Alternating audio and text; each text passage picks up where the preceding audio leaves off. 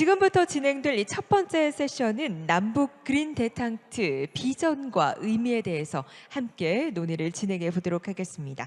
어떤 이야기들 들려주실지 너무나 기대가 되는데요. 지금 단상 위에 좌장님 그리고 패널분들, 발표자분들 함께하고 계십니다. 자, 첫 번째 세션을 여러분 큰 박수와 함께 시작해 보겠습니다.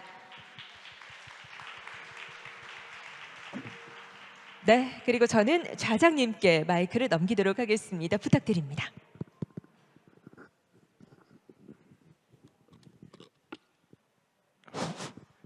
예, 오늘 2022 DMZ 그린평화지대와 국제포럼 원세션을 좌장을 맡게 된 홍용표입니다.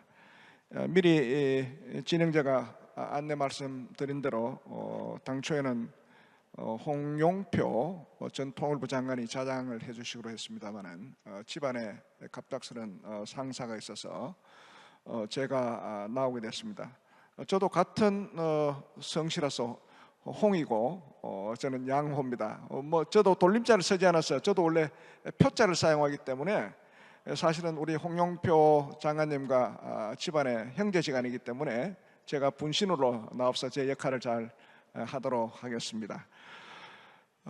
첫 번째 세션은 남북 그린 대탕트 비전과 의미에 대해서 오늘 5분의 패널리스트로부터 좋은 말씀을 듣도록 하겠습니다. 잘 아시는 대로 녹색이라 하면 안정적이다, 평화 그리고 자연의 풍성함을 뜻하는 것입니다. 그래서 우리 한반도에 안정적이고 평화롭고 자연의 풍요로움을 통해서 한반도의 긴장 완화 그리고 남북관계 발전, 더 나아가서 궁극적으로는 한반도의 평화로운 통일을 위한 지름길로 가기 위한 그런 그린 대탕트입니다. 오늘 5분의 발제자는 자료에 있으신 대로 박인희 이하여자대교 교수님, 그리고 솔론 시몬스 조지 메이슨 대학교 카트 평화활동 해소학부 교수님, 그리고 마츠 앵그만 안보개발정책연구소 석자 군사위원님, 그리고 아키바 토르 주한 이스라엘 대사님, 그리고 오늘 게이오 대학의 니치노 준야 교수님은 사정이 있어서 화상으로 여러분들에게 발표를 하도록 하겠습니다. 먼저 이 자리에 참석하신 네 분에 대한 간단한 양력 소개를 하겠습니다. 제일 제 왼쪽부터 우리 박인희 교수님으로부터 시작하겠습니다. 박인희 교수님은 미국 노스웨스턴 대학교 정치학 박사학위를 받으셨고 현재 여대 국제학부 교수로 재직 중에 있습니다. 민주평화통일자문위 상임위원, 중앙일보 독자위원회 위원, 현재 한반도 평화 만들기 이사님입니다. 박인희 교수님을 소개드리겠습니다. 인사 주십시오. 이어서 솔론 시몬스 교수님은 위스콘신 대학교 메디슨 캠퍼스 사회학 박사학위를 받으셨고 조지 메이슨 대학교에서 재직하셔서 거기서 글로벌 전략가 부학장을 담당하신 바 있습니다. 우리 솔론 시몬스 교수님을 소개하겠습니다.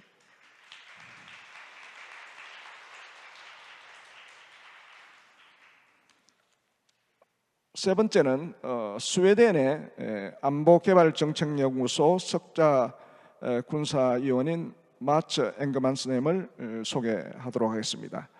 마츠 앵그만 석자 군사위원님은 스웨덴 군사관학교를 졸업하시고 제네바 안보정책센터 박사과정을 수료하셨으며 군생활을 한 40년 이상 하신 바 있습니다. 그리고 주 영국, 아일랜드, 스웨덴 국방 담당관을 하시면서 주로 군사 분야의 전문가로서 활동하신 바 있습니다. 마츠 앵그만 석자 군사님을 소개하겠습니다.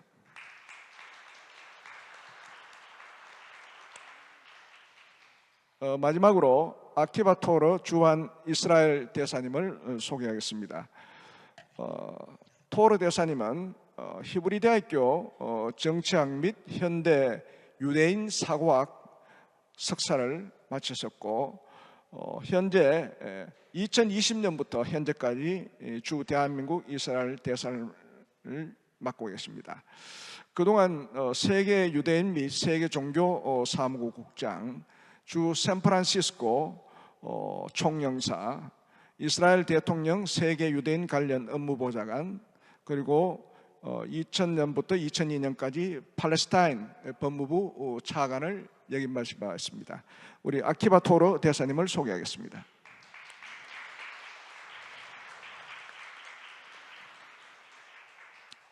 오늘 진행 순서는 패널리스트의 발표를 먼저 듣고 이어서 토론을 진행하겠습니다. 시간이 당초 계획보다 많이 지연이 됐기 때문에 각 패널리스트들은 한 10분에서 15분 정도 적절하게 순서에 따라서 발표를 해주시면 되겠습니다. 먼저 박인희 교수님의 발표가 있겠습니다. 네, 홍양호 차관님으로부터 소개받은 이화여대 재직 중인 박인휘입니다.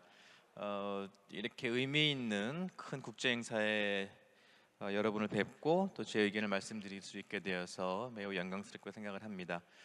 배포된 자료집에는 제가 간단한 토킹 포인트가 발표 자료가 영어로 준비되어 있습니다. 그래서 제가 어떻게 할까 잠깐 생각을 하다가 이 자리에 계신 청중분들이 거의 압도적으로 우리 내국인 분이 많으셔서 한국말로 발표를 하도록 하겠습니다. I originally planned to deliver my speech in English, but due to the majority of the audience, thank you for the understanding using in Korean.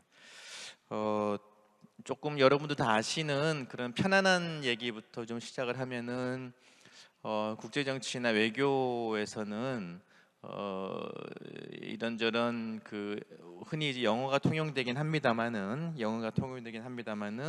뭐 다른 외국어가 다른 랭귀지가 이렇게 들어와 있는 경우가 좀 있습니다. 대표적으로 잘 아시는 바와 같이 이 불어 표현이 프랑스어 표현이 많이 들어와 있는데 뭐 오늘의 주제인 뭐 데탕트라든지 또 고위직 외교관들이 이렇게 임명이 될 때 받아야 되는 뭐 아그레망이라든지 이런 게 전형적인 불어 표현이 들어와 있죠.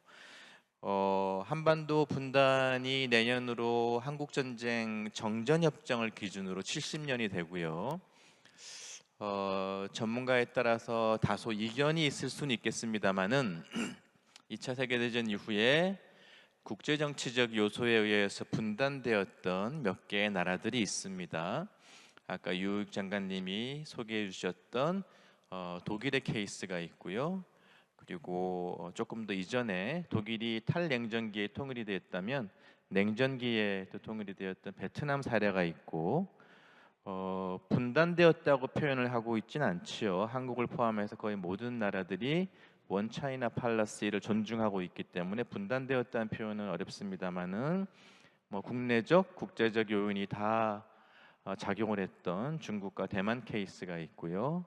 또 조금 더 변수가 복잡하긴 하지만 역시 91년도에 통일이 된 예멘의 케이스가 있고 그리고 뭐 저는 개인적으로 국제정치학자로서 가장 국제정치적 요인이 강하게 작용한 한반도 분단 사례가 있습니다.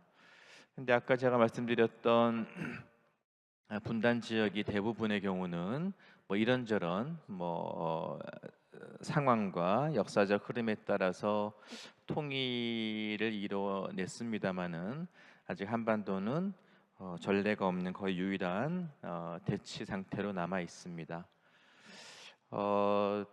특히 아까 제가 데탕트 표현을 설명하면서 발표를 시작하긴 했습니다마는 70년대 중반에 아시아, 유럽은 물론이지만 특히 아시아를 중심으로 해서 거대한 데탕트가 있었고 뭐 거기에 한반도는 의미 있게 슬기롭게 합류하지 못했습니다. 남북한 사이 갈등이 워낙 깊어서 그랬겠죠. 70년대에 있었던 데탕트가 대규모 데탕트라면은 냉전 종식을 활용하고자 했던 노태우 정부의 북방 정책은 한국이 주도한 작은 데탕트, 소데탕트라고 말할 수 있겠습니다. 통일에 대한 기대, 한반도에 영원한 평화가 정착되는 게 아닌가 하는 기대가 있긴 했습니다만은 한국이 적극적으로 주도했던 소규모 대탕투도 남북한 간의 통일로 이어지지는 못했습니다. 세계화라는 이름으로 냉전이 종식된 지 30년의 시간이 흘렀습니다만은 남북한의 대결은 뭐 더 악화된 경향이 있고 심지어 북한은 생존이라는 논리로 핵개발 프로그램을 완성하고 핵개발 프로그램의 다양화를 시도하고 있습니다. 전 세계 NPT 체제 지금 UN 사이트에 들어가 보시면은 193개국이 아마 있을 것이고요, 멤버로. 그중에 NPT 가입 국가가 180국가가 넘으니까 전 세계 거의 모든 국가가 NPT에 가입을 하고 있고, NPT에 가입했던 국가 중에서는 북한이 핵 개발을 시도한 유일한 국가이기 때문에 뭐 여러 가지 의미에서 세계 평화와 세계 안보를 위협하고 있는 매우 위험한 상황이라고 생각을 합니다. 지난 30년 동안 북한을 변화시키고 뭐 그린 대탕트 프로젝트를 포함해서 지난 30년 동안 냉전 종식 이후에 북한을 변화시키고 북한의 핵을 포기시키기 위한 매우 다양한 노력들이 있었습니다. 87년 이후에 우리 정부는 보수 정부와 진보 정부가 상대적으로 번갈아 집권하는 그런 민주적인 양태를 보여서 진보 정부의 대북 정책, 보수 정부의 대북 정책, 다양한 정책이 있었고 북한 변화를 시도한 여러 가지 노력들이 있었습니다. 북한이 변화했느냐? 만약에 질문을 그렇게 설정한다면은요, 혹은 만약에 퀘스천을 그래서 북한이 핵을 포기했느냐라고 질문을 한다면 30년 동안 우리 정부와 국제사회가 시도했던 북한을 변화시키기 위한 노력, 북한의 핵을 포기시키기 위한 모든 노력은 실패했습니다. 그린 대탕트 문제에 대한 언급 관련된 저의 말씀을 드리기 전에 30년 동안의 대북 정책, 뭐 지난 대북 정책에는 우리 DMZ 프로젝트도 여러 건이 있었으니까요. 30년 동안 시도했던 대북 정책의 실패, 30년 동안 시도했던 북한 비핵화 정책의 실패의 원인에 대해서 잠깐 짚어보고 넘어가는 것이 그린 대탕트 과제 역시 우리 과거에 우리가 여러 번 시도했던 DMZ 프로젝트의 연장선상에 있었기 때문에 과거로부터의 교훈을 한번 짚어보고 넘어가는 게 중요하다고 생각을 합니다. 한 두세 가지 정도의 원인을 짚어보고 싶은데요. 하나는 아까 유익 장관님도 잠깐 말씀을 하셨는데 자세하게 이제 짚지 않으시고 워낙 짧게 말씀하셔서 이렇게 듣는 분들이 금방 쉽게 이해할 수 있지는 않았을 걸로 제가 이해가 갑니다만은 대북 정책에 있어서의 기능주의의 실패라는 측면이 있습니다. 기능주의의 실패는 기능주의적 대북 정책은 보수 정권이건 진보 정권이건 모두 다 채택했던 그런 정책인데요. 진보 정부의 대표적인 정책인 햇볕 정책, 햇볕을 바람이나 비나 눈보라가 아니라 햇볕을 쬐면 변하겠지라는 신념하에 추진되었던 햇볕 정책. 그리고 뭐 보수 정부에서도 비핵 개방 3천, 뭐 통일 대박 이렇게 북한을 경제적으로 접근을 하고 지원을 하면은 북한이 변하겠지 이런 생각에 시도한 대부분의 정책들은 뭐 기능주의라는 이름으로 이렇게 우리가 부를 수 있는데 기능주의 대북 정책의 취지와 배경은 충분히 이해할 만합니다. 북한을 정치적으로 변화시키는 거, 북한의 핵을 포기시키는 그런 사안은 워낙 위중하고 험난한 과제이니 정치학에서 흔히 얘기하는 로우 폴리틱스, 사회 문화 교류, 뭐 경제적 지원 이런 것들이 비핵화와 정치적 변화로 연결되겠지라는 기대에 대북 정책을 전개한 것이죠. 근데 돌이켜 보면은 글쎄요, 그게 뭐 더 대규모의 지원과 기능주의 정책이어야 했다. 뭐 또 다른 이유가 있다. 이런저런 부연 설명이 있을 수 있겠습니다만은 대체로 기능주의 정책이 가지고 있는 가장 장점, 경제 사회적 교류가 정치 안보적 영역으로 전환되는 스필오버가 남북한 사이에서 혹은 한반도 안보 상황에서는 작동하기 어렵다라는 그런 교훈이 있었고, 앞으로도 그런 작동은 그렇게 쉬울 것 같지는 않습니다. 그런 점을 하나 말씀드리고 싶고요. 그 다음에 또 하나는 북한이 지금 뭐 특히 올해 들어서 제가 어느 순간 어느 날부터는 이렇게 헤아리는 걸 포기했습니다마는 아주 수차례 미사일 도발과 한반도 안보를 위협하는 그런 행태를 보이고 있습니다. 근데 이제 핵 문제라고 하는 것을 북한 스스로 북한이 내세우고 있는 주장이 왜 그렇게 비논리적이고 북한이 내세우고 있는 주장이 왜 그렇게 비합리적인지는 우리가 따지는 것은 무의미합니다. 그건 나중에 하도록 하고요. 북한 스스로 핵 개발을 생존이라고 하니 생존과 바꿀 수 있는 건 없지 않겠습니까?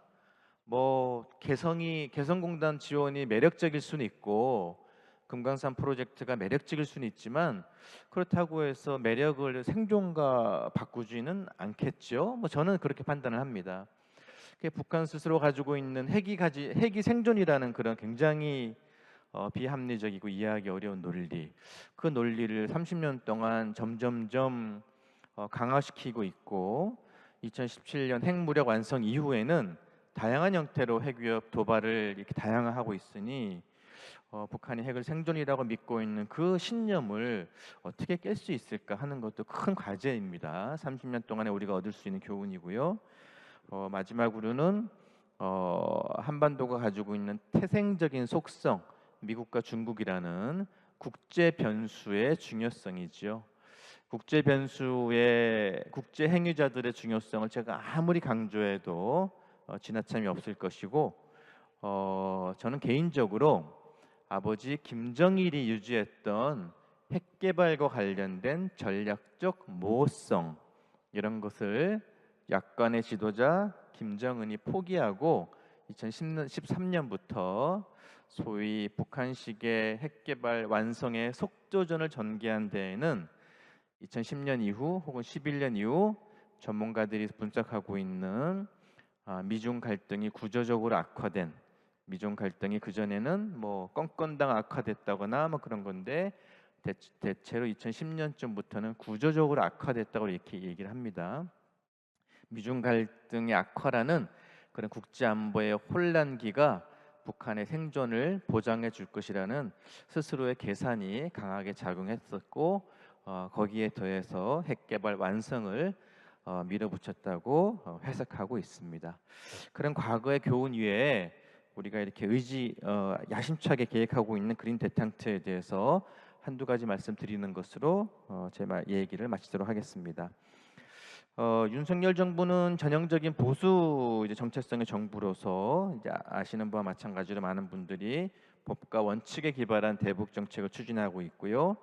또 국제 협력을 미국을 포함한 국제 협력을 북한 문제 해결의 중요한 자원으로 설정하고 있습니다. 또 한편으로는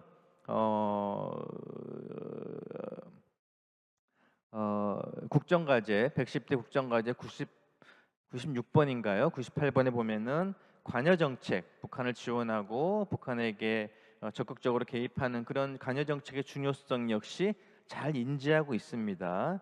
그래서 원칙론적인 대북 정책을 피면서도 필요에 따라서는 대북 지원 담대한 구상에서 할 수 있듯이 관여 정책의 중요성을 이해하고 있고요. 또 그 연장선상에서 DMZ 그린 대탕트 프로젝트에 대해서 저는 매우 찬성하는 입장입니다. 한 두세 가지 포인트만 잡아보면은 북한 문제는 중앙 정부가 할 수 있는 측면이 있고, 또 돌이켜 보면은 경기도와 같이 이렇게 로컬 정부가 할 수 있는 역할이 공존하는 측면이 있어서 그린 대탕트 DMZ 프로젝트, 이 DMZ 사업은 중앙 정부와 지방 정부의 디비전 오브 레이버를 잘 이렇게 유도할 수 있는 그런 측면이 있다는 말씀을 드리고 싶습니다. 그리고 그게 뭐 정치적으로 논쟁이 있는 부분이어서 제가 말씀드리기는 좀 뭐하긴 합니다만은 지난 정부가 추진했던 그 이제 뭐라 그럴까요?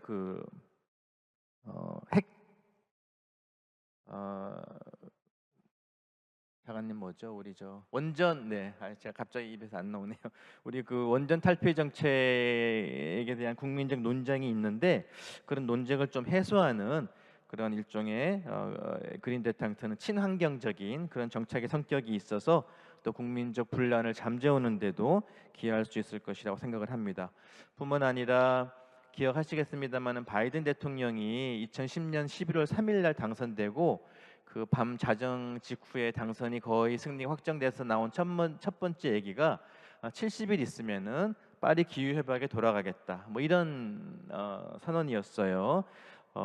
국제사회가 모두 환경 문제와 기후 문제를 포함해서 지구촌 문제 모든 지구촌 문제에 관심을 가지고 있는 시점에 한반도 버전의 지구촌 문제죠. DMZ를 통한 환경 보존과 뭐 건설적인 개발은 그래서 그런 차원에서도 그린 데탕트는 매우 의미 있는 그런 과제라고 생각을 합니다. 다만 제가 아까 말씀드렸던 것처럼 그린 데탕트가 잘 되면은 그것이 쉽게 그 성과가 남북 관계의 평화적인 정착으로 전환이 되겠지. 이런 섣부른 기대를 우리가 조금 뭐 주의해야 될 것이고요. 또 동시에 북한이 가지고 있는 핵 개발과 관련된 영역을 우리가 어떻게 잘 매니지하고 관리하고 해결해야 될 것인가 이런 다양한 지혜가 같이 들어가야지 그린 데탕트 프로젝트가 성공할 수 있을 것이라는 말씀 드립니다. 이상 마치겠습니다. 감사합니다. 예, 박인희 교수님 수고하셨습니다. 시간 관계상 요약하도록 하지 않겠습니다. 다음은 그린 데탕트를 통한 남북 간 긴장 완화와 갈등 해소 이론적 고찰에 관해서 솔론 시몬스 교수님께서 발제하시겠습니다.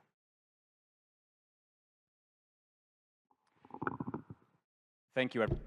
네, 대단히 감사합니다. 오늘 이렇게 주최 측에게 통일부에게 감사의 말씀드리고자 합니다. 오늘 이렇게 발표할 기회를 주셔서 감사드리고요. 저는 슬라이드가 몇 장 있기 때문에 바로 시작을 하도록 하겠습니다. 예, 다음 장.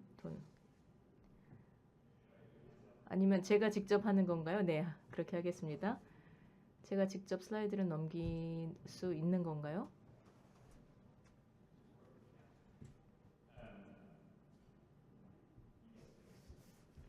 네, 되는 것 같습니다. 네, 그러면 먼저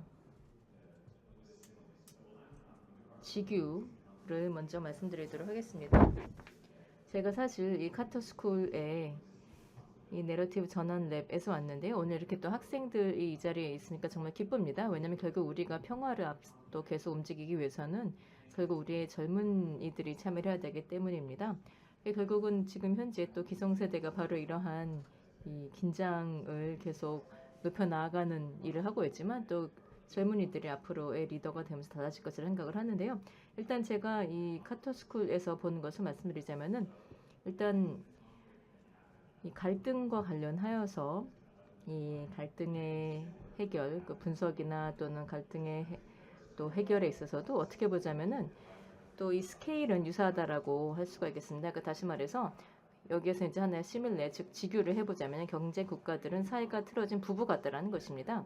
자, 그래서 여기서 우리가 지금 그린 데탕트를 이야기를 하고 있는데 그린 데탕트라는 것이 무엇인가? 사실 이것은 정부의 정책인데 어떻게 보자면 상당히 좀 모호하죠. 모호하다라는 것은 결국 이것은 이 구체적이지 않다라는 것인데, 근데 구체적으로 필요한 것이 결국은 우리가 이러한 이 내러티브를 좀 더 구체적으로 해야 된다는 것입니다. 저희가 지금 카터스쿨에서 내러티브 전환 랩이라는 것이 있는데 이것을 바로 스토리를 바꾸자, 내러티브를 바꾸자라는 것입니다. 그래서 결국은 이 그린 데탕트라는 것은 이 내러티브를 바꾸자라는 것이라고 할 수 있겠습니다.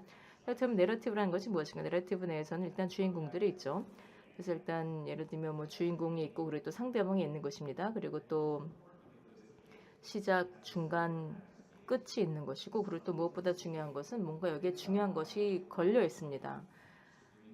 사실 뭐 TV 드라마나 또는 영화 같은 것도 왜 보겠습니까? 이거를 왜 다시 보고 또 보겠습니까? 굉장히 극적으로 뭔가 중요한 일이 걸려 있기 때문이죠. 뭔가 중요한 일이 여기에 달려있기 때문이다라는 것인데 바로 여기서도 마찬가지입니다. 바로 한반도에서도 굉장히 중요한 일이 바로 여기에 달려있다라는 것인데 그래서 여기서 어떠한 것이 중요한가를 말씀드리고자 하고요. 그리고 혹시라도 우리가 이런 상황을 바꾸어서 어떻게 보자면 전 세계에서 수십 년간 최악의 갈등을 겪고 있는 이 지역에서 상황을 바꾸려면 어떻게 해야 되는가를 말씀드려보도록 하겠습니다.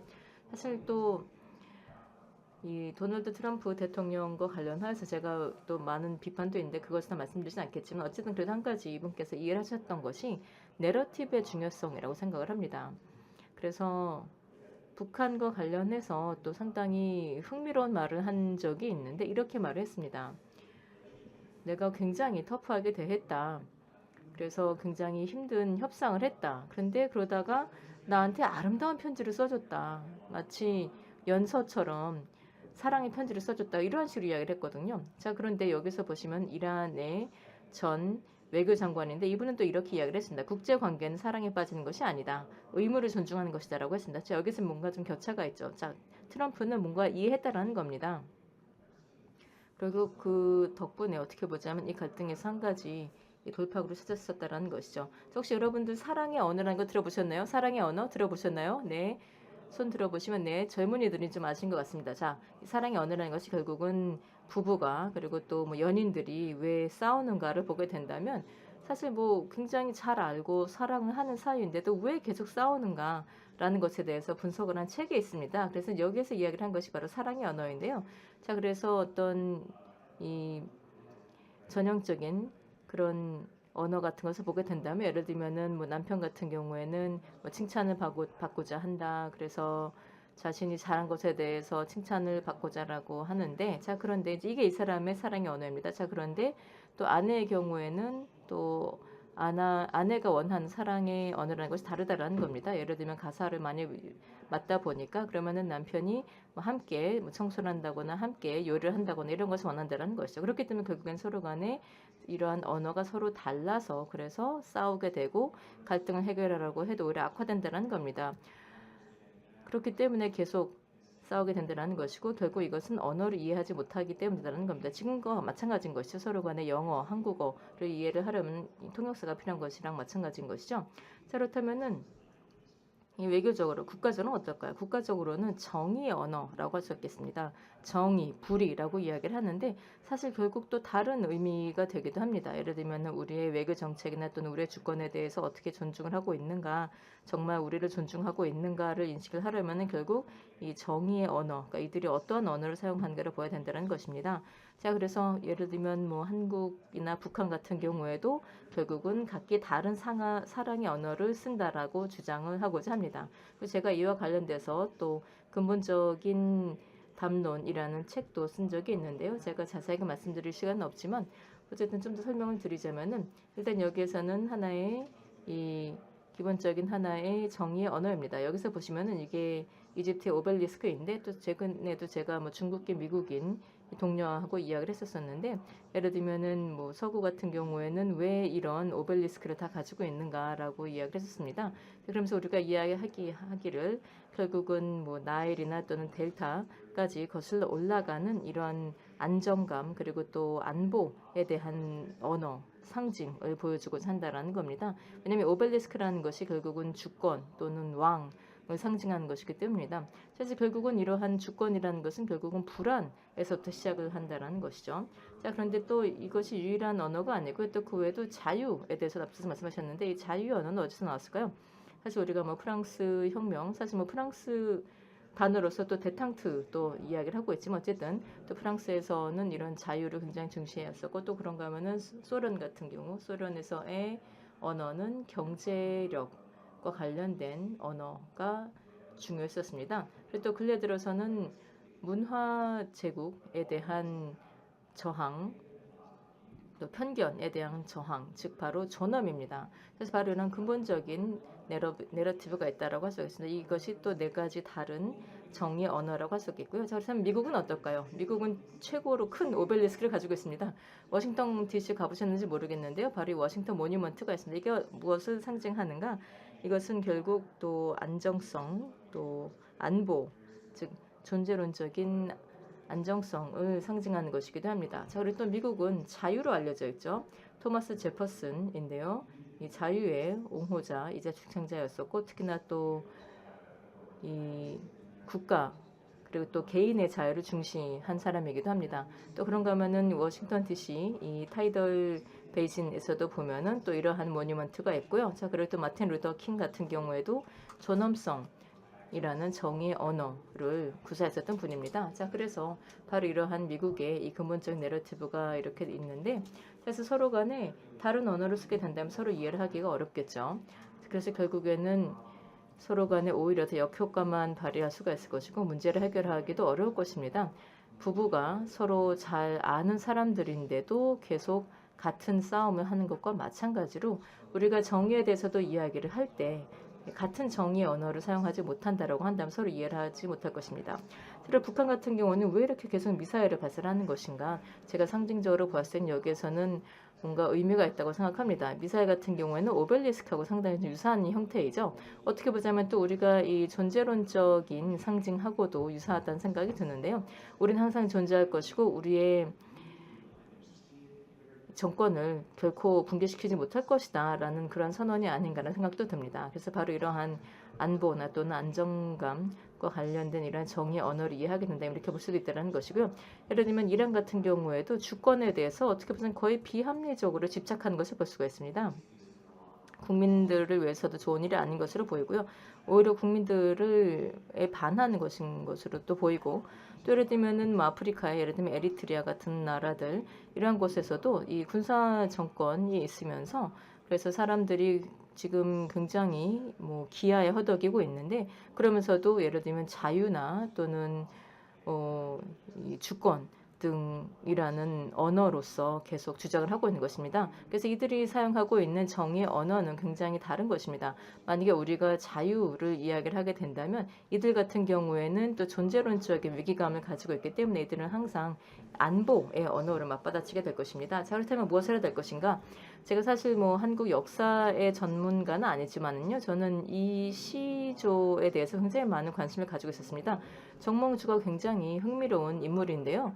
제가 관심 가졌었던 이유는 이 정몽주 이 사람은 그 구 세대에 속하는 구왕조의 사람이었었는데, 그런데 어떻게 보자면 사실 또 이 시조 같은 경우에는 이 한국 남북한 사이에서의 정체성, 같은 정체성이 있다고 생각하고, 또 그러면서도 한편으로는 이 안정이나 또는 안보에 대한 이야기도 담고 있고, 또 사실 내러티브라는 것이 중요한 것은 이성과 감성 모두에 호소를 해야 된다는 것입니다. 그래서 감성에 호소를 하면서도 이성으로까지 다가갈 수 있어야 된다는 것인데요. 그렇기 때문에 우리가 이에 대해서 간접적으로 이 존재론적 정체성이라거나 또는 안보라는 아이디어를 담아낼 수 있는 그러한 언어를 구사하는 것이 중요하다고 생각을 합니다. 그렇게 함으로써 바로 그러한 정책적인 목표를 좀 더 큰 이 정책적인 담론에 담아낼 필요가 있다고 생각을 하는데요. 자, 그렇다면 어떻게 해야 될 것인가? 단지 전략적인 커뮤니케이션뿐만이 아니고 결국 중요한 것은 어떻게 하면 우리가 같이 이길 것인가, 어떻게 상대방을 바꾸게 하는 것뿐만이 아니라 어떻게 하면 우리도 바뀌는가. 그러니까 제가 여기서 우리라고 하는 것이 단지 한국만 의미하는 것은 아니고 미국도 마찬가지입니다. 사실 이 갈등 속에서 또 우리가 한 것 중에 저도 바람직하지 않았었던 것도 있죠. 예를 들면은 우리가 뭔가 강제하려고 했었던 것도 있고, 또 뭔가 잘못된 일이 있었을 때 우리가 이에 대해서 또 비난을 받지 않으려고 했었던 것도 있기 때문에, 자, 그래서 예를 들면 부부 사이도 마찬가지죠. 서로 간에 싸운다라고 하였을 때, 그래서 서로 간에 또 뭐 극복할 수가 없다라고 하여서 그래서 이혼을 할 수는 있겠지만, 그런데 남북한 같은 경우는 이혼을 하는 것도 어렵지 않겠습니까? 항상 거기에 남아있을 수밖에 없는 것이기 때문에, 그래서 진정성이 필요한 것이고, 그리고 또 상상력도 필요하고요. 그리고 우리의 정의 언어를 감안하여서 정책을 제시해야 될 것이고, 그리고 또 한 가지 중요한 것은 사실 우리가 서로 얼마나 잘 안다고 생각하더라도 그래도 또 스스로 더 잘 알고 있기 때문에, 그래서 상대방에서 뭔가 좀 진정성이 없다라고 한다면 바로 알아챌 수가 있습니다. 예를 들면은 자유의 언어를 쓰려고 하면서 이것을 안보의 언어로 위장하려고 한다. 그럼 상대방 이것을 알아볼 수가 있다는 것입니다. 그래서 그렇게 하지 않도록 이 진정성도 중요하다고 생각을 하고, 그리고 또 마지막으로 중요한 것이 윈윈이라고 할 수가 있겠습니다. 결국 이러한 갈등 해결에서 가장 중요한 것은 윈윈을 추구해야 된다는 겁니다. 양측 모두가 뭔가를 얻을 수 있어야 된다는 것이죠. 그래서 결국 상대방이 가지고 있는 보다 더 깊은 이해를 잘 파악을 하고, 그리고 이를 토대로 해서 뭔가 얻어낼 수 있도록 해야 된다는 겁니다. 지금 현재 한국에서는 자유의 가치를 존중하는데, 그런데 북한에서는 이런 자유의 가치는 보지 못하고 있습니다. 그냥 이 정권에 대한 위협이라거나 또는 정권의 생존을 가장 중시하고 있는 것이죠. 자, 그래서 결국은 터프해야 되고, 그러면서도 스마트해야 되고, 또 그러면서도 과거는 빨리 잊고, 그래서 좀 이 짧은 기억을 가지고 앞을 향해 나가야 될 것입니다. 그렇게 하게 됨으로써 또 1대1로 서로 간에 주거니 받거니 하면서 나아갈 수 있어야 된다고 생각합니다. 결론적으로 말씀드리자면요. 국가는 부부 같다. 그리고 또 갈등의 경우에는 스케일 불변성이 있다는 것이고요. 그래서 서로 간에 이렇게 이 관계를 비교할 수가 있겠지만, 결국 중요한 것은 또 상대 국가들은 서로 다른 언어를 사용하고 있다. 그래서 우리가 계속 진전을 하려면 우리의 메시지를 계속 반복하면서 상대방이 듣기를 희망해서는 안 된다. 듣지 않을 것이기 때문입니다. 그래서 우리가 스토리를 바꾸려면 스토리가 어떻게 작용하는지를 이해를 해야 할 것입니다. 감사합니다. 상당히 철학적이고 아주 또 은학적으로 우리가 유념해야 될 내용을 말씀하신 것입니다. 뭐 나라와 나라의 관계는 부부와 관계와 같다고 말씀하시면서, 부부가 사랑을 하지만 정의의 언어의 차이, 또 상대방에 대한 진실된 이해의 부족으로 인해서 갈등이 계속 생기기 때문에 이 두 부부가 사랑을 하고 진실하게 이해를 하려면 진실성, 상상력, 상대방에 대한 이해, 이런 것이 필요하다는 것으로 이해했습니다. 우리로 말하면 역지사지의 정신으로 이 문제를 풀어나가자 하는 그런 뜻으로 저는 이해를 했습니다. 다음은 우리 벌써 발제자가 나와 계시네요. 연단에 마츠 앵그만 석자 군사위원님이 그린 데탕트를 통한 남북 간 긴장 완화와 갈등 해소 비전과 전략에 대해서 발표를 하시겠습니다. 발표해 주시죠.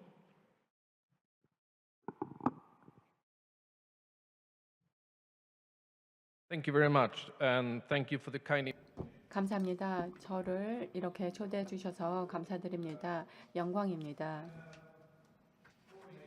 저는 4가지를 중심으로 여러분과 말씀을 나누도록 하겠습니다. 먼저 전체적인 전략적인 상황에 대해서 살펴보고, 한반도 상황을 개선하기 위한 요건들을 살펴보도록 하겠습니다. 그 다음으로는 그린 데탕트를 현실화하기 위한 이런 조건에 대해서 말씀을 드리도록 하겠고, 어떻게 외부 세계와 함께 관여를 해나갈지에 대해서 말씀을 드리도록 하겠습니다. 이는 앞으로 어떻게 나아갈 것인가, 뒤를 돌아보기보다는요, 이를 나누기 위한 내용들이 되겠습니다. 저는 실질적인 사람이기 때문에 현장에서 무엇을 해야만 한반도에 있어서의 그린 데탕트가 가능한지에 대해서 중점적으로 말씀드리고자 합니다. 네, 이 순서대로 진행하도록 하겠습니다. 먼저 전략적인 안보 환경을 살펴보도록 하겠습니다.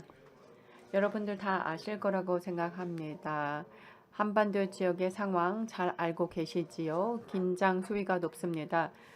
또한 몇 가지 미중 간의 경쟁이나 남중국해 상황, 한반도 상황 등등으로 인한 여러 가지 요인들이 있습니다.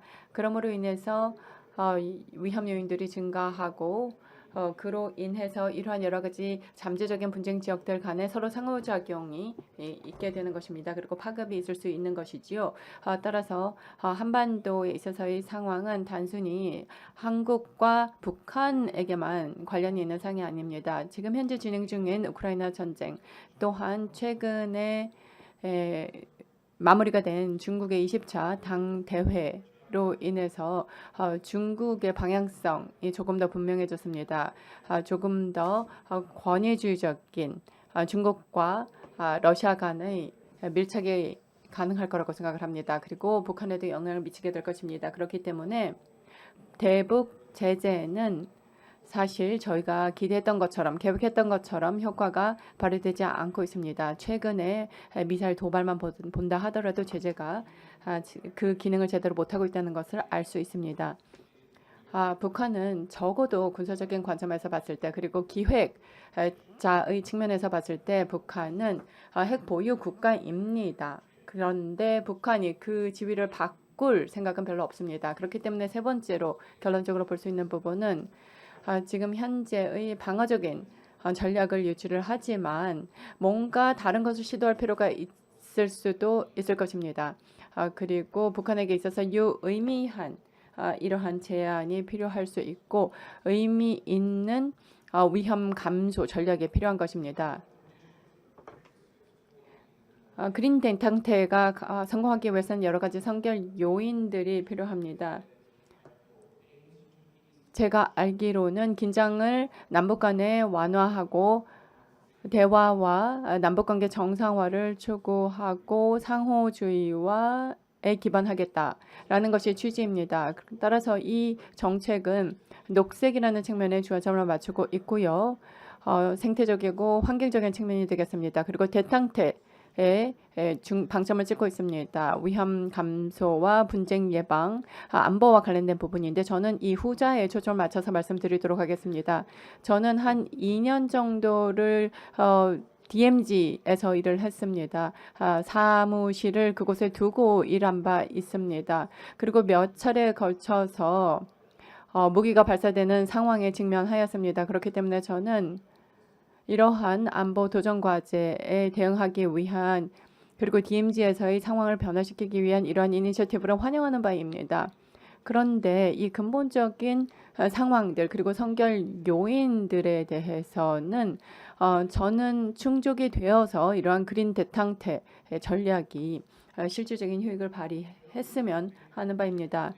최근에 올해 6월에 한국의 통일연구원 책자를 보면 적어도 3가지 조건을 제시를 하고 있습니다. 이 부분에 대해서 조금 더 긴밀하게 살펴보도록 하겠고 마지막으로 네 번째 조건을 제가 개인적으로 붙여보았습니다.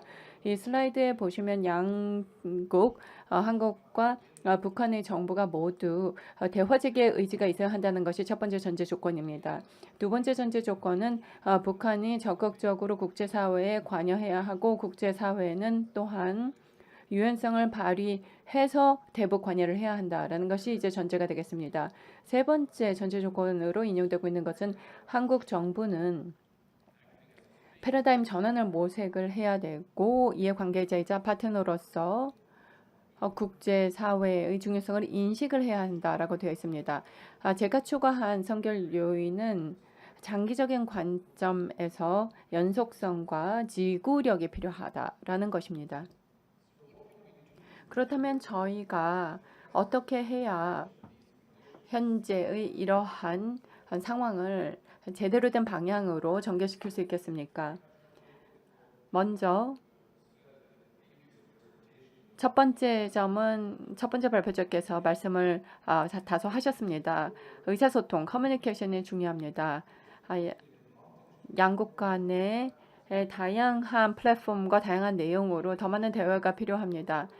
이는 어떻게 보면 굉장히 낮은 수준부터 핫라인을 자유의 집 간에 서로 개통을 해서 대화를 하는 것부터 시작을 해서 혹은 운송회랑 시설을 활용하는 것부터 시작을 해서 그 수위를 점점 더 높여서 북한이 받아들일 수 있도록 하는 방법도 생각해 볼 수 있을 것입니다.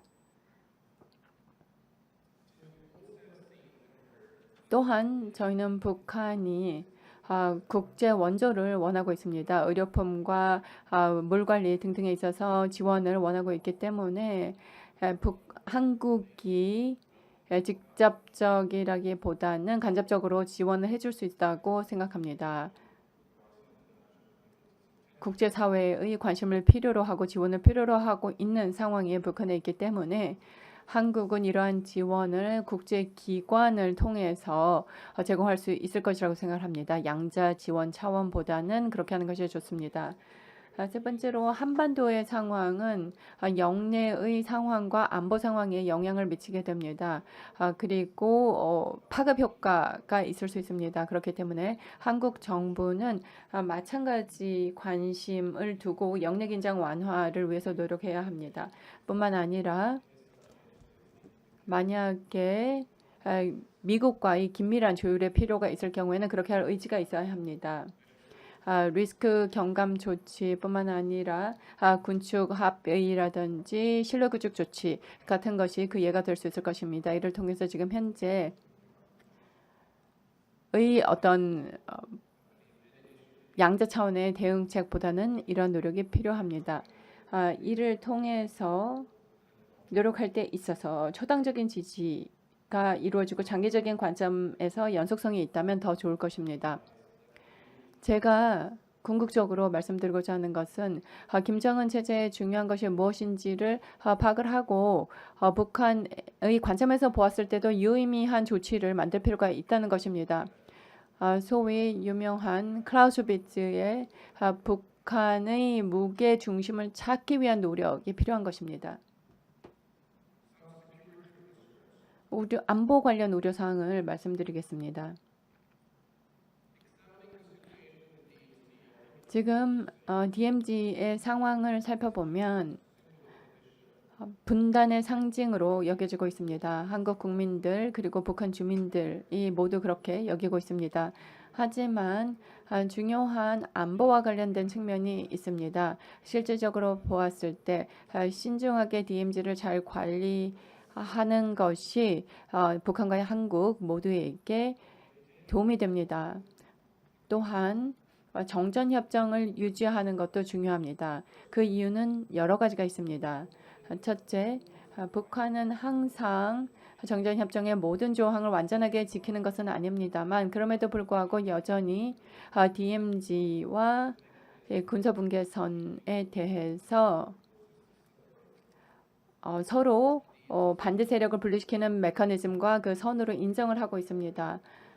따라서 북한의 남부에서 더 이상 전진할 수 없는 선으로 보고 있기 때문에 그렇기 때문에 그 어떠한 새로운 이니셔티브라고 하더라도 정전협정을 저해해서는 안 되고 DMZ에서의 긴장 고조 행위로 이어지도록 해서는 안 될 것입니다.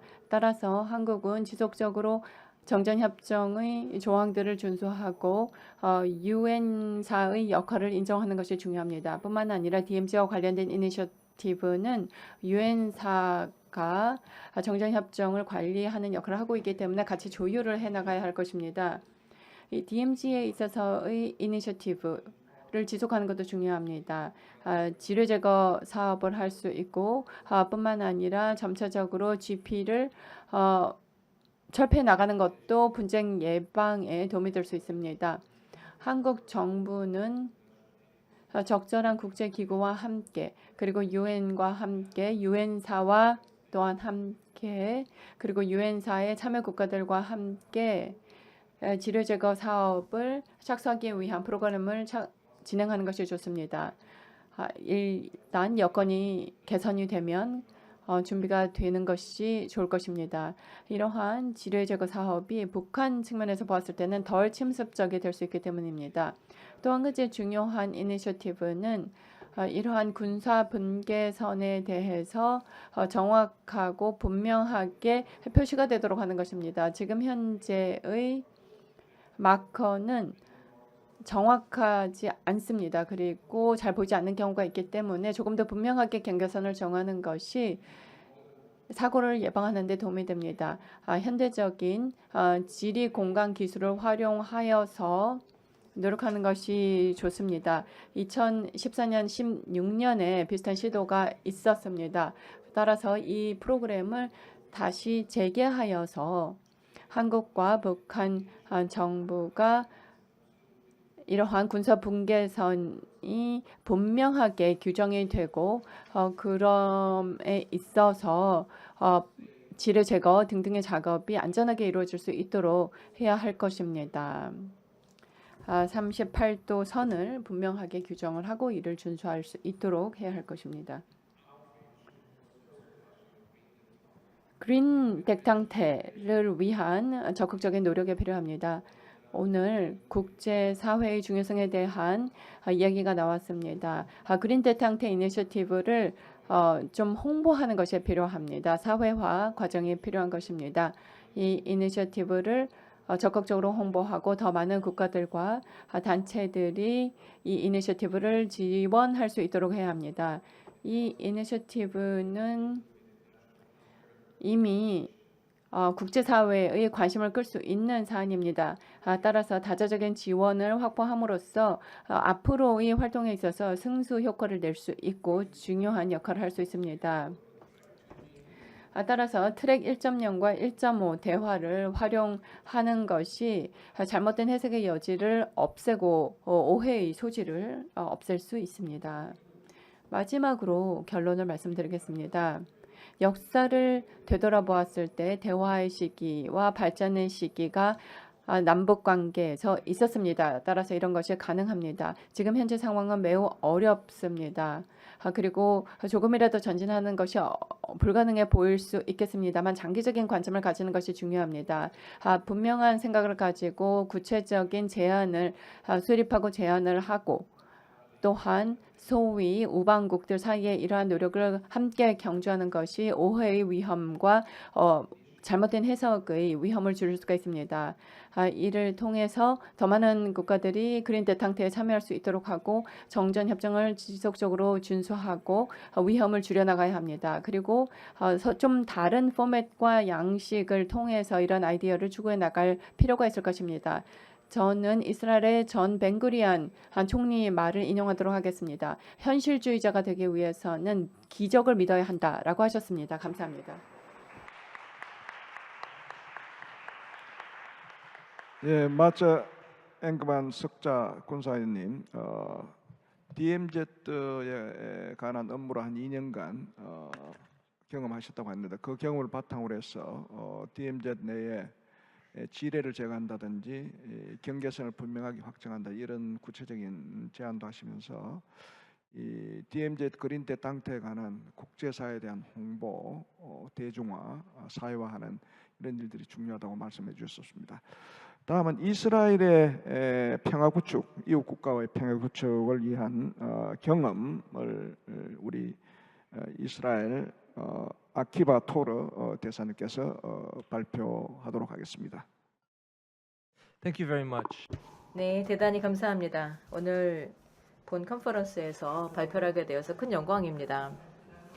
예, 사실 저는 한반도에 대해서 말씀을 많이 드리지는 않겠고요. 이스라엘의 접경 지역에 대해서 말씀드려 보도록 하겠습니다.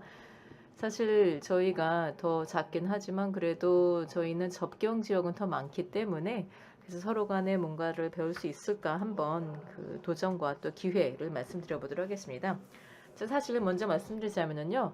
뭔가를 배울 수 있다는 것은 100% 확실하다고 생각합니다. 왜냐하면 서로 간의 거리는 굉장히 멀지만 그래도 우리가 지정학적인 위상은 거의 같기 때문입니다. 예를 들면은 한국의 경우에는 동북아지, 저희는 중동, 그리고 또 한국은 뭐 태평양이라거나 또 이스라엘 같은 경우에도 이 해양을 인접하고 있는데 서로 간에 또 이러한 차이도 있긴 하지만 또 그 외에도 우리가 미국과 유사한 가치를 갖고 있고요.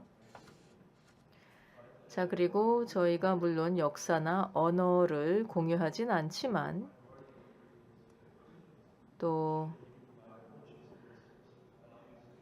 예를 들면 유태인 성경 같은 것도 또 양국 간에 유사하다고 할 수가 있겠습니다.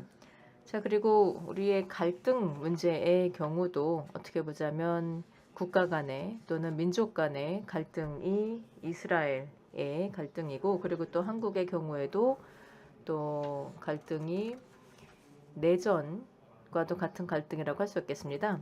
또 그 외에도 또 유사성을 말씀드리자면은 이 초강대국들의 갈등이나 또는 경쟁 구도에서 우리의 문제도 더 격화되었다라고 할 수 있겠습니다. 자, 그러면 이제 먼저 이스라엘에 대해서 몇 가지 말씀드리자면은요. 저희 같은 경우에는 뭐 오래된 민족입니다. 한민족처럼 오래됐는데 한민족만큼은 아니지만은요. 그래서 저희는 이 유일신에 대한 믿음으로 연대해서 히브리어를 사용하는 셈족을 기원으로 하고 있습니다. 그리고 또 우리는 우리의 문화의 굳건함을 믿고 한데 모이게 되었는데 사실 그 전에는 전 세계적으로 퍼져나갔었습니다. 사실 한국처럼 계속 한반도에 있었던 것이 아니고 서기 135년 그 당시 이 로마 지배자들을 억압을 하면서 그래서 또 그 당시에 또 유대인들 같은 경우에도 전 세계로 확산이 되게 되었습니다. 지금도 사실 한 전 세계에서 유대인의 절반 정도는 이스라엘에 있고 나머지 절반은 전 세계에 퍼져 있습니다. 자, 그런데 또 한국과 마찬가지로 우리도 현대에 들어서, 그러니까 근대에 들어서 민족 국가로 재탄생하게 되었습니다. 1948년인데요. 그래서 이렇게 서로 간의 유사성과 또 차이점도 있고요. 그리고 또 한 가지 말씀드리자면 두 나라 모두 20세기에 큰 트라우마를 겪었다라고 할 수가 있겠습니다. 우리의 주권을 회복하기 전에요. 자, 그리고 이스라엘의 경우는 한국보다 5분의 1의 면적인데 그 외에도 또 유사하다고 할 수 있겠습니다. 왜냐하면 저희의 인구도 한국과 5분의 1 정도이기 때문인데요. 자, 또 한 가지 차이를 말씀드리자면 이스라엘 같은 경우에는 지금 현재 이 지리적 위치를 보시게 된다면 그러면 웨스트뱅크에서부터 지중해까지 한 50km 정도밖에 되지 않는데 그런데 이 지역이 가장 인구 밀도가 높은 곳이기도 합니다. 그리고 또 이 웨스트뱅크가 벤구리온 그러니까 저희 공항에서 멀지도 않습니다. 그렇기 때문에 저희 같은 경우에는 예를 들면은 뭐 부산으로까지 뭐 후퇴한다거나 뭐 그러할 만한 여지가 없다라고 할 수가 있겠죠. 자, 그리고 또 동시에 양국 모두가 다 이 접경이라는 그래서 이 지리적인 근접성을 느낀다고 생각합니다. 예를 들면 지금 같은 경우 우리가 뭐 DMZ에서 멀지 않은 곳에 있고 또 한국 수도도 여기서 멀지가 않죠. 그런데 저희도 마찬가지로 적대적인 국경에 굉장히 가깝다라는 그런 지리적 근접성을 항상 느끼고 살아가고 있습니다. 자, 그리고 제가 이제 이스라엘의 상황으로부터 몇 가지 예를 한번 말씀드리면서 혹시라도 배울 수 있는 것이 있는가에 대해서 말씀드려보도록 하겠습니다. 그 중에 한 가지가 바로 굿펜스, 설린 울타리인데요. 이게 레바논과의 이 북부 이 국경과 관련하여서 발생한 일입니다. 1978년부터 2000년까지인데요.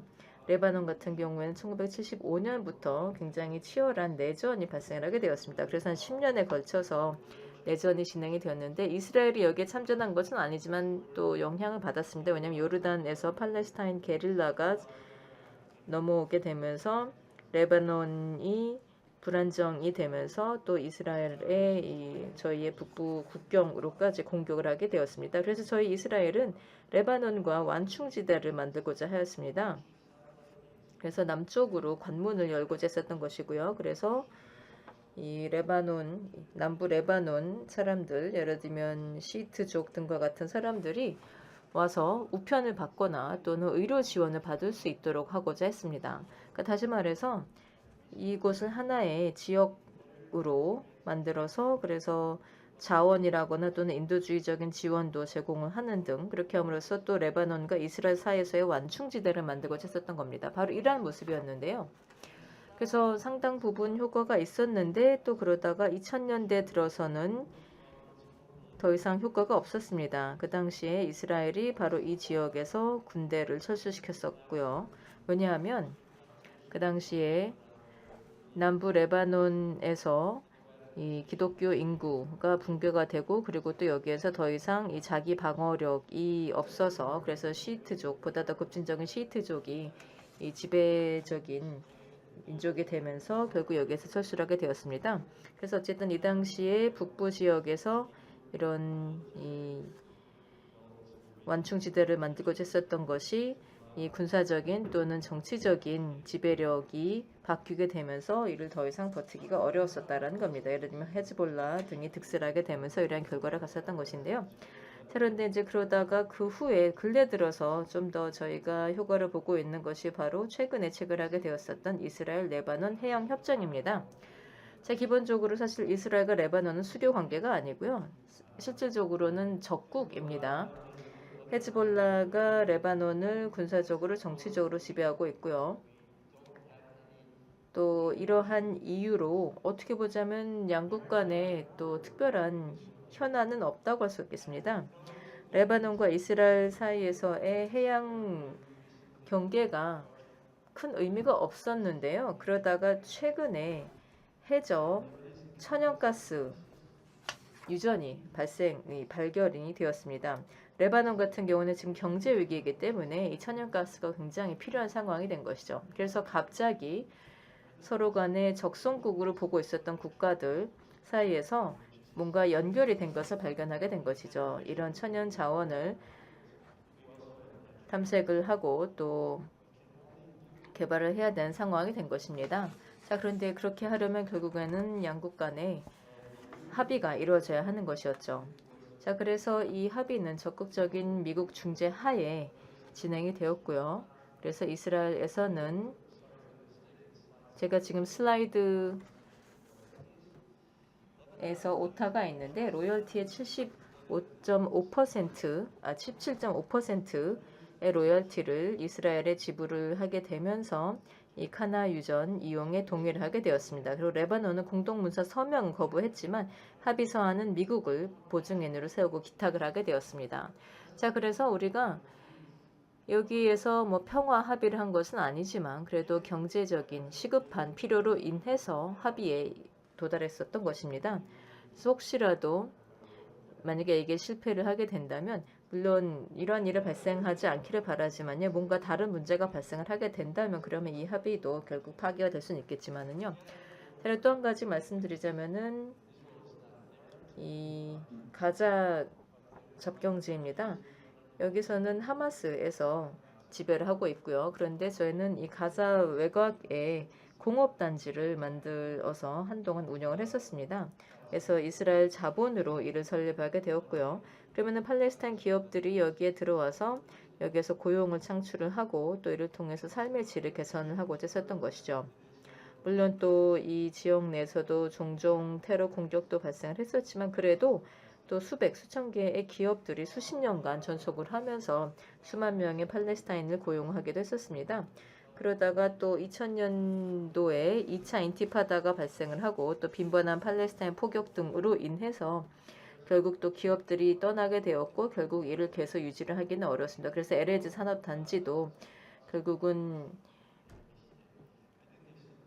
이 휴업을 하게 되었는데요. 그런데 이때도 그래서 제가 보기에는 어떻게 보자 한국과 유사한 상황이었다라고도 할 수 있겠습니다. 자, 그리고 마지막으로 예를 들 것이 바로 이스라엘과 요르단 평화 조약인데요. 저희가 아랍 국가와 두 번째로 포괄적 평화 조약을 체결한 사례이기도 합니다. 여기서는 영토, 안보, 또 영사, 거버넌스, 심지어 예루살렘 내 요르단 국왕의 지위 등등 다양한 현안을 모두 해결했었던 것인데 사실 여기에서 가장 중요한 것이 바로 수자원 의정수였었습니다. 그리고 미래의 수자원 협력, 이 협정의 핵심 사항이었다라고도 할 수 있겠습니다.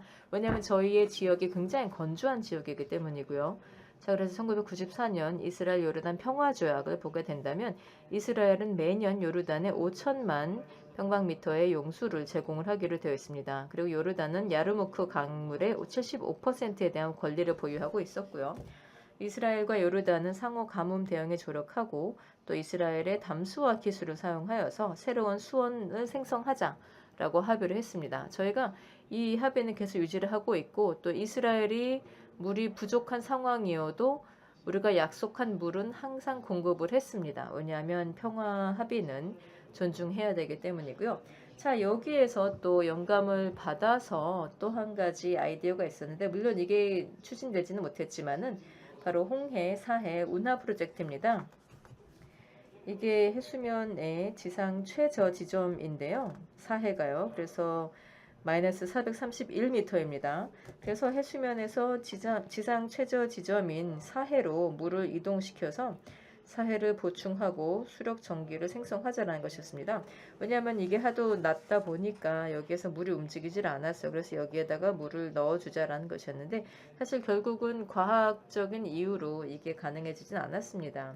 그리고 또 혹시라도 정말 또 사해에서의 그리고 홍해에서의 이 사해로 물을 이전하게 되면 환경적으로 어떠한 영향을 미치게 될 것인가에 대해서도 한번 저희가 분석을 해보았는데 그래서 사해가 홍해화되고 또 악취가 날 수도 있다라는 결론도 내게 되었었습니다.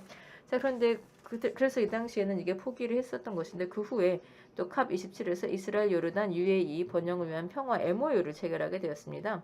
그래서 요르단이 이스라엘 수출 목적으로 600메가와트의 태양광 발전소를 착공한다라는 것이고 이에 대한 시공 자금은 UAE가 제공한다라는 겁니다. 그리고 이스라엘은 물이 부족한 요르단에 매년 2억 평방미터 담수를 제공한다라는 건데 이게 저희가 체결했었던 평화 조약의 4배에 달하는 물량입니다. 그전에 5천만 평방미터였었는데요. 자, 이게 가능한 게 요르단에서는 일조량이 많고 그리고 또 이스라엘에서는 이 담수 기술이 있기 때문이고 이러한 모습입니다. 자, 그래서 제가 이에 대해서 결론적으로 말씀을 드리자면 다음과 같습니다. 접경 지역을 개발하고 안정화를 하면서 상호 호혜적인 결과를 이끌어낼 수가 있는데 일단 여기 몇 가지 조건이 있습니다. 첫 번째로는 평화 유지에 대한 정치적인 의지가 굳건해야 된다는 것이고 두 번째로는 이 지역에 대해서 그 거버넌스를 위한 정치적인 역량이 있어야 된다는 것이고요. 사실 이쪽에서 이 레바논 지역이다 보니까 사실 이 지금 현재 레바논에서는 제대로 기능한 정부가 있다고 보기는 어렵지만 어쨌든 저희가 제대로 작동한 정부로서 이에 대해서 잘 지배를 해야 된다는 것이고요. 자, 그리고 또 한 가지는 이 경제적으로 필수적인 요소가 포함될 수도 있다는 겁니다. 예를 들면 자원의 부족이 평화의 기회가 될 수도 있다라는 것입니다. 여기서 마치겠습니다. 감사합니다. 네, 대사님 말씀하신 대로 이스라엘은 6개 국가와 접경을 하고 있으며 항상 긴장과 갈등으로 점철이 되었습니다. 그래서 완충지대라든지 또 문화 프로젝트라든지 아니면 또 산업단지라든지 이런 평화를 위한 많은 노력을 했습니다만 여러 가지 문제점으로 진행이 되지 못하거나 또 중단되거나 그럼에도 불구하고 이스라엘은 항상 이웃 국가와 평화를 위해서 평화 조약을 맺으면서 항상 평화를 추진했다는 이런 경험의 사례를 말씀해 주셨습니다. 우리에게도 많은 시사점을 제공할 수 있으리라고 생각합니다. 그럼 마지막으로 우리 개요대학의 준야 교수님 화상에 나올 수 있습니까?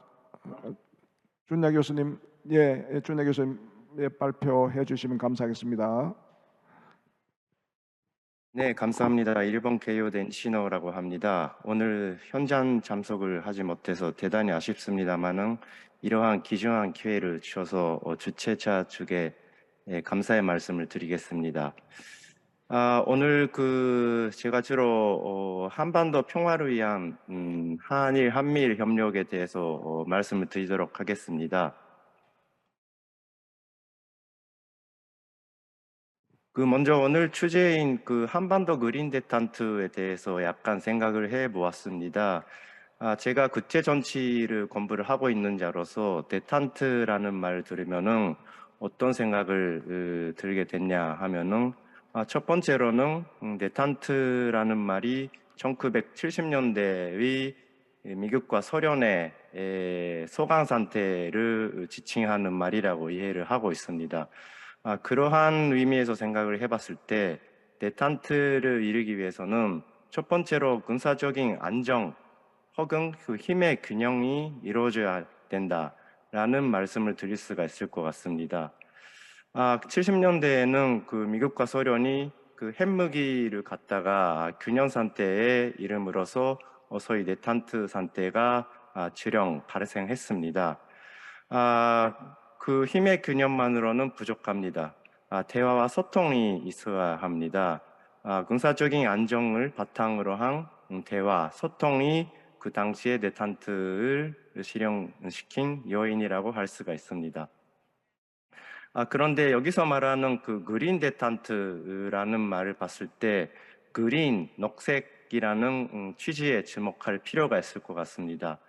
즉 전체적인 분야 아닌 비전체적인 분야, 기후 변화라든지 이 감염병이라든지 이 그러한 그 기능적 접근이 가능한 그런 협력을 이룰 수 있는 그런 개념이라고 이해를 하고 있습니다. 이러한 군사적인 안정, 소통 대화, 그리고 비전체적 분야 협력 이 세 가지가 동시에 달성돼야만이 그린 데탄트가 나타날 수 있다라고 할 수가 있습니다. 그런데 오늘날의 한반도 상황을 본다면은 상당히 그 안타깝게도 군사적인 안정이 지금 깨지고 있고 그리고 소통하고 대화도 없고 비전체적 분야의 협력도 이루어지지 못하고 있습니다. 그래서 그린 데탄트를 실현시키기 위해서 우리가 먼저 해야 하는 일은 군사적인 안정을 회복하는 일, 어떻게 보면 소극적 평화 축구라고 할 수도 있습니다. 그리고 그 다음에 이 한반도 위에서의 질서를 유지 그리고 발전시켜 나가는 어떻게 보면 적극적 평화의 움직임, 이러한 순서로 우리가 그린 데탄트를 착실하게 실현하기 위한 노력을 해나가야 된다고 생각을 합니다. 그러한 관점에서 일본이 어떤 역할을 할 수 있는가라는 부분을 조금 더 생각을 해봤습니다. 일본은 기본적으로 한반도 문제의 당사자가 아니고 한반도의 당사자인 남북 간을 지원하는 그런 위치에 있습니다. 그러한 관점에서 볼 때는 지금 기시다 정부가 추구하고 있는 외교 안보 정책에 접목을 하고 거기서 한반도에 관련된 부분을 조금 살펴보는 그런 순서로 진행해 보겠습니다. 기시다 총리는 올해 6월 샹그리라 다이아로그에서 자기의 외교 안보 정책을 발표한 바 있습니다. 평화를 위한 기시다 비전이라고 했는데 5개 기둥이 있습니다. 첫 번째는 자유롭고 열린 질서를 발전시켜 나가겠다. 두 번째 기둥으로서는 안보를 강화시키겠다. 세 번째로는 핵무기 없는 세계를 만들어 나가겠다.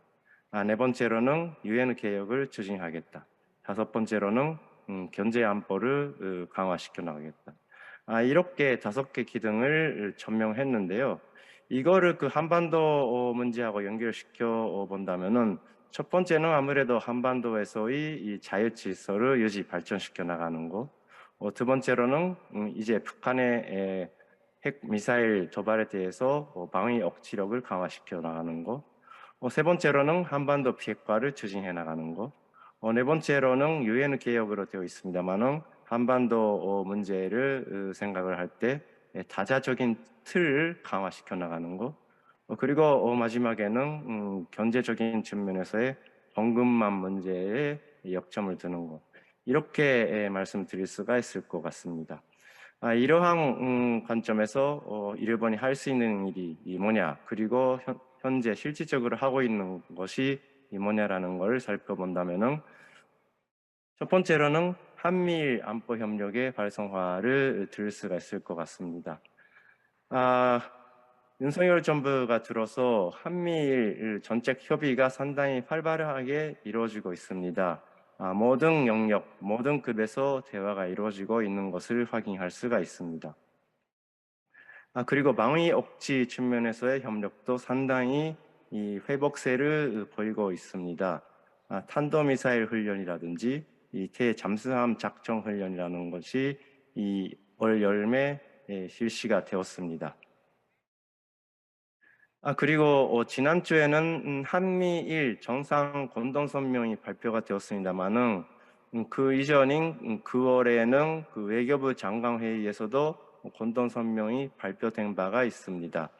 그 문서를 보면은 한반도의 비핵화라든지 이 윤석열 정부가 내걸고 있는 담대한 구상에 대한 지지라든지 그리고 대화의 정례화라든지 이러한 것들이 이 건던문서에 담겨 있습니다. 그래서 이러한 그 건던선명의 취지를 실천시켜 나가는 것이 현재 일본이 할 수 있는 일이 아닐까라는 생각이 듭니다. 마지막으로 조금 더 구체적으로 말씀을 드린다면은 현재로서는 한미일 안보 협력이 재활성화가 되어 있습니다. 지난주에 한미일 정상회담 건던문서에서는 북한의 미사일을 경계하는 데이터를 앞으로 또 한미일 3국에서 공유해 나가는 것이 합의가 되었다고 문서에 담겨 있습니다. 그리고 한미일 협력을 이루기 위해서는 아무래도 한일 양국 간의 신뢰 회복 또한 필요합니다. 이러한 작업들이 지금 진행 중에 있다고 이해를 하고 있습니다. 그리고 정보 교환도 활성화되어 있습니다. 그런데 어떻게 보면은 이러한 노력들이 아직까지는 그 방위 억지 측면에 너무나 역점을 두게 되어 있는 그러한 인상을 줄 수밖에 없습니다. 그래서 앞으로 일본이 할 수 있는 일, 일본을 포함한 한미일 3국이 해야 하는 일은 방위 억지의 안보 협력뿐 아니라 북한을 대화의 장에 이끌어내는 그러한 노력 또한 필요하지 않을까. 광여라든지 대화의 실현을 위한 노력 또한 필요하다. 그렇게 말씀드릴 수가 있을 것 같습니다. 다행히 윤석열 정부가 지난주 한국 아세안 정상회담에서 한국판 인도 태평양 전략을 발표했습니다. 그래서 한국과 일본이 앞으로 방위 억지 측면의 협력뿐 아니라 이 지역의 질서를 유지 발전시켜 나가는 일에 있어서도 함께 협력해 나갈 수 있을 것 같습니다. 그리고 오늘 그 통일부에서 윤 정부의 대북 정책에 대한 책자도 나온 것으로 알고 있습니다. 이제 윤석열 정부가 출범된 지 반년 지난 이 시점에서 한일, 한미일 3개 세 나라가 방위 억지를 넘어서 평화를 위한 또 대화를 위한 착실한 노력을 또 해나가는 그런 시기에 와 있다. 그렇게 생각을 하고 있습니다. 그리고 기다 정부로서는 핵무기 없는 세계를 외교안보 전축에서의 가장 중요한 아젠다로 삼고 있습니다. 내년 히로시마에서 5월 달에 G7 서미트가 있을 예정인데요. 거기서 기다 총리로서는 핵무기 없는 세계를 향한 이니시어티브를 발휘하려고 생각을 하고 있는 모양입니다. 그러한 핵무기 없는 세계라는 아젠다에 있어서도 한일 같이 협력할 수 있기를 기대를 하고 있습니다. 저의 발표는 이상으로 마치겠습니다. 감사합니다.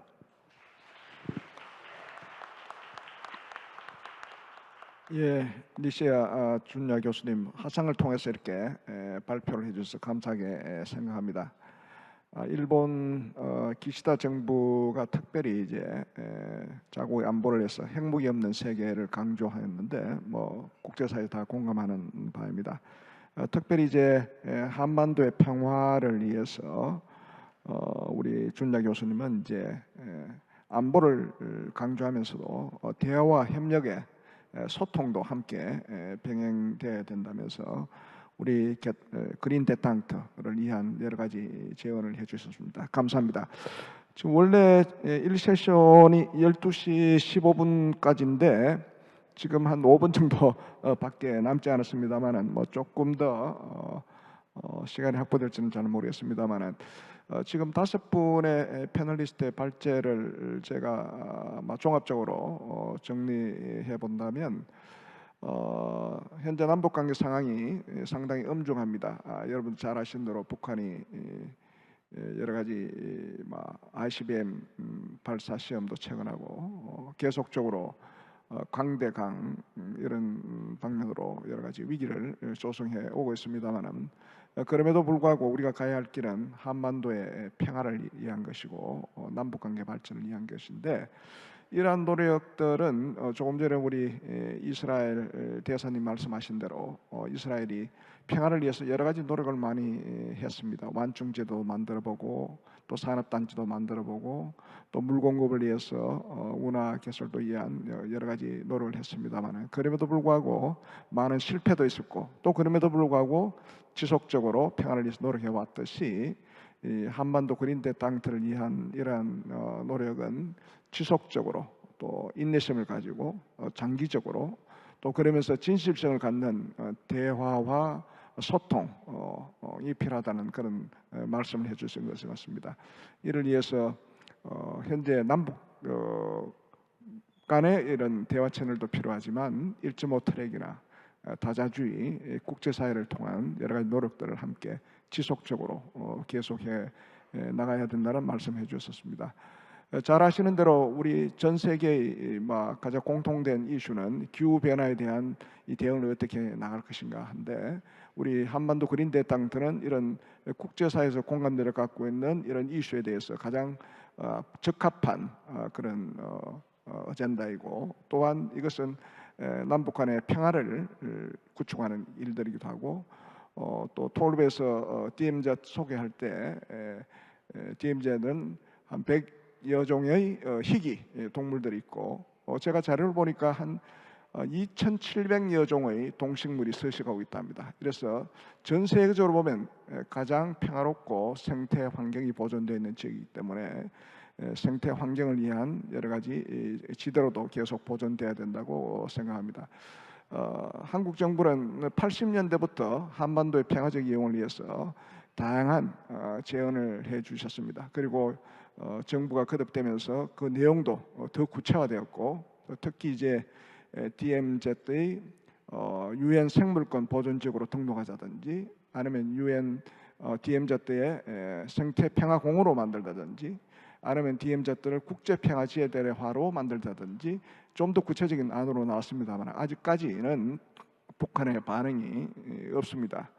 북한은 그러한 우리들의 노력에 대해서 그것이 실현되면 한반도의 분단이 더 고착된다 이런 좀 이해되지 않는 식으로 대응을 했습니다만 그럼에도 불구하고 정당성과 국제사회에서 공감을 가지는 우리 한반도 그린 대탕트 특히 DMZ 국제평화지대와 이런 노력들은 계속해 나가야 된다고 생각합니다. 제가 마지막으로 오늘 발제해 주신 5분께 딱 한반도 그린 대탁들을 위해서 딱 한 가지만 강조해 주신다면 어떤 말씀을 하시겠는가 이렇게 여쭈면서 이 첫 번째 세션을 마치도록 하도록 하겠습니다. 우선 원래 발표한 순서대로 우리 박인희 교수님부터 이 한마디는 꼭 하고 싶다 하는 그런 말씀들로 해주시면 좋겠습니다. 우리 박인희 교수님 부탁드립니다. 네, 발표를 하신 다른 분들의 말씀을 다 듣고 제가 또 생각을 하게 된 건데요. 가장 중요하게 강조하고 싶은 하나를 꼽으라고 하시면 제가 아까 발표 중에 한반도 문제는 굉장히 국제적 성격이 강하다, 국제적 변수가 강하게 작용한다는 말씀을 드렸는데 북한 문제의 속성상 어떤 문제는 우리가 양자로 풀어야 되는 문제가 있고요. 또 어떤 문제는 뭐 다자로 풀어야 되고 그런 사안들이 있습니다. 지금은 그런 게 뭐 많이 없어졌습니다만은 특정 사안에 있어서는 북한이 과거 한때 통미봉남이라는 표현을 써서 한국 정부를 상대하지 않고 뭐 미국과 직접 풀고자 했다든지 사안에 따라 그런 성격이 있죠. 근데 이 DMZ를 평화로운 지대로 공간으로 만드는 문제는 다자적 노력이 필요하다는 생각을 좀 하게 됩니다. 처음에 돌파구를 찾는다든지 혹시 있을 수 있는 북한의 참여를 유도하든지 하는 노력 과정에서는 양자적 메커니즘이 작용할 수도 있겠지만 이게 더 활성화되고 뭐 의미 있는 이게 지구촌의 환경 문제하고도 연결이 되고 하려면은 특히 북한 문제, 한반도 문제의 가장 중요한 국제 행위자는 미국과 중국입니다. 근데 미국과 중국이 가장 중요하고 의미 있는 국제 행위자이긴 하지만 미국과 중국이 가지고 있는 정치적 민감성 이게 워낙 높아서 가장 중요한 행위자이지만 또 어떨 때는 미국과 중국의 관여가 개입이 그렇게 이제 효과적이지 못하는 경우도 적지 않았습니다. 그런데 정치적 민감성이 떨어지는 행위자들, 뭐 EU 국가라든지 코로나 기간 중에 아시는 분도 계시겠지만 캐나다 NGO 같은 경우가 굉장히 북한에 많이 관여를 한 바가 있고요.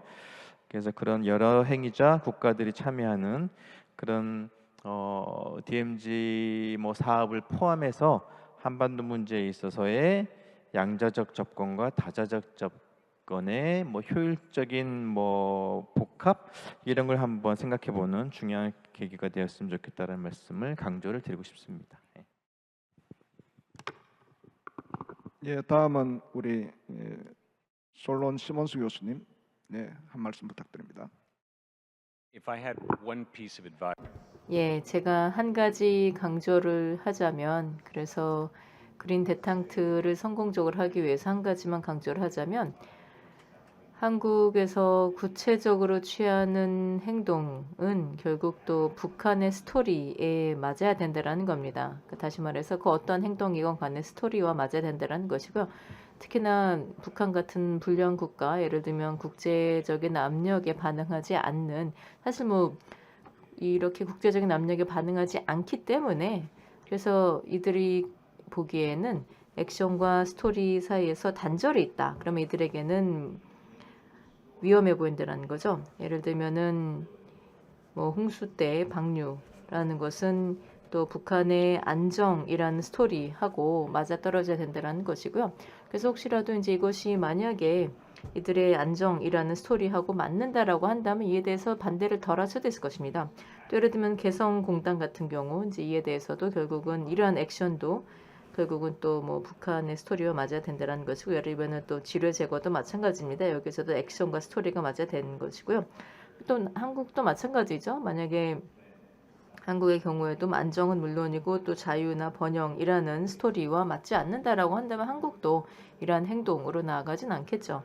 어쨌든 우리가 합리적으로 하여서 긴장을 고조시키지 않도록 해야 된다는 것이고, 사실 또 어떻게 보자면은 또 트럼프를 통해서 별수되는 것이지만은 이런 감성적인 측면도 중요하다라는 것이고요. 그래서 뭐 트럼프가 또 한국 뭐 항상 또 이야기를 했었던 것이 또 미국 우선주의의 아이러니라고도 할 수 있겠는데, 또 그러다 보니까 또 상대 측에 대해서도 또 존중을 보이게 되면서, 그래서 결국에는 상대 측의 스토리에 맞는 행동을 보여줘야 된다고 생각합니다. 그렇지 않다면 실패하기가 쉬울 것이고요. 사실 또 이러한 정권의 경우에는 특히나 또 현실보다 스토리가 더 중요할 수가 있는 것이기 때문에 이 스토리에 맞추는 것이 중요하다고 봅니다. 예, 다음은 마츠 앵그만 석자 군사위원님 한 말씀해 주십시오.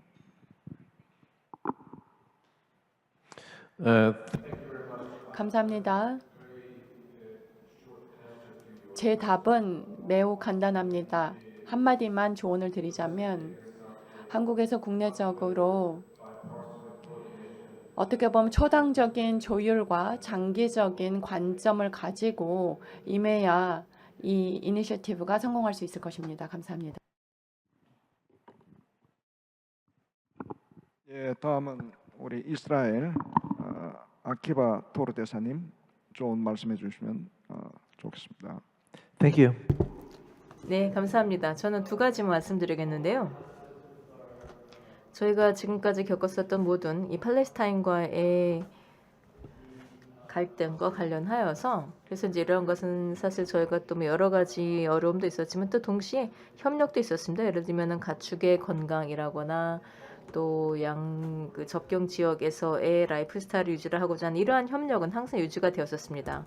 또 그런가 하면 저희가 이 접경 지역에서도 항상 이 서식지는 유지를 하려고 노력했습니다. 그래서 동물들은 항상 갈등으로부터 보호를 하고자 노력했었다라는 것이고요.